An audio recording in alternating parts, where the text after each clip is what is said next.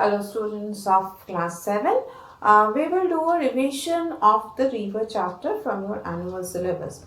And today we will do the first portion of the chapter. So let us first revise it. Rivers are natural bodies of running water that we see on the surface of the earth. They flow from a highland and discharge its water into a sea or an ocean, sometimes into another lake or another river.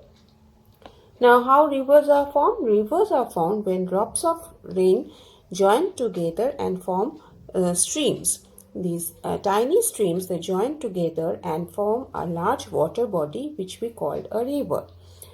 The place from where a river gets its source of water, that is the area from where the river gets its source of water, is known as the catchment area, and the area over which a river flows along with its tributaries and distributaries is known as a river basin. Like you have the Amazon basin. Now, when there are two river systems, the highland or the ridge that separates these two areas drained by two different rivers, it is called a watershed. The place from where a river starts its journey is called the source of the river, and the place where the river ends its journey is called the mouth of a river. Like the river Ganga has its source in the Gangotri glacier and has its mouth in the Bay of Bengal. So we know the source and the mouth of a river. Then what is a tributary and a distributary?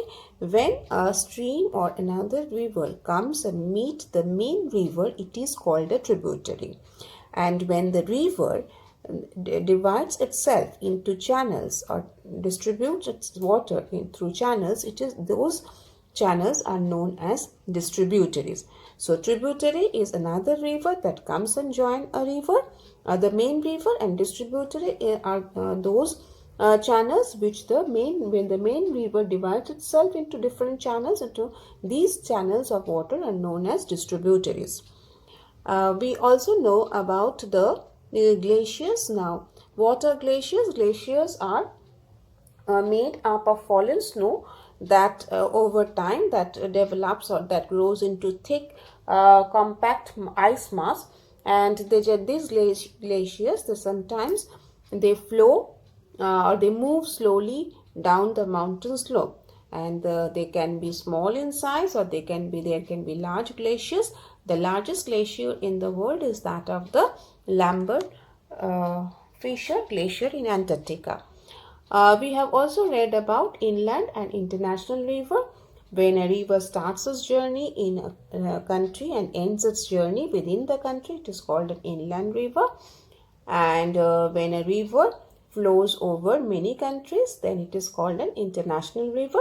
Like in case of inland river, we know about river Luni, and Brahmaputra or the Indus are international rivers.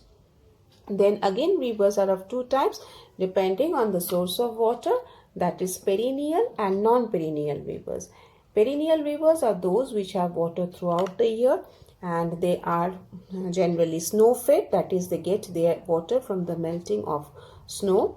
And non-perennial rivers are those which do not have water throughout the year. Generally, these rivers are rain-fed.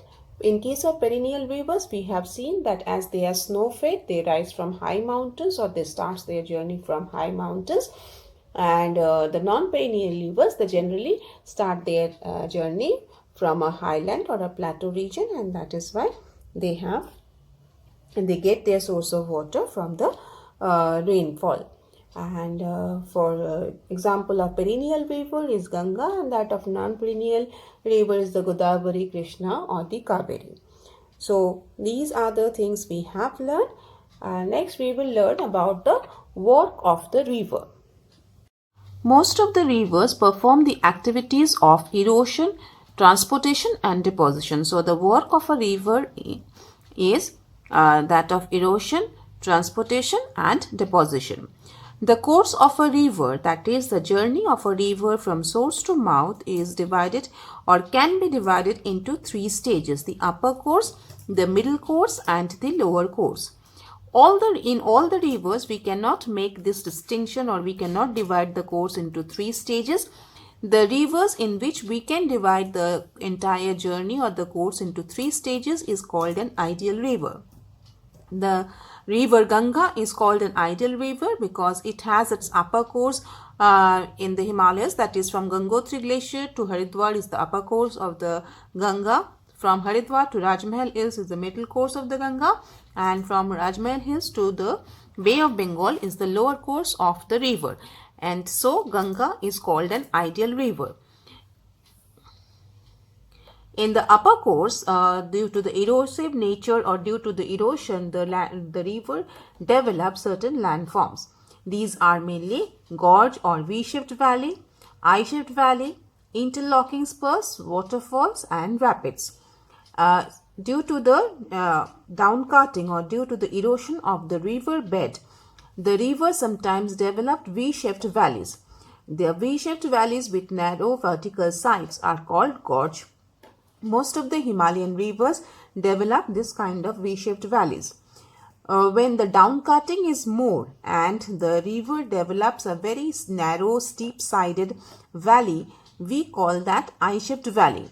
In some dry areas where there is little rain, there we find that these narrow, deep valleys with steep vertical walls, which are called the canyons, example, the Grand Canyon.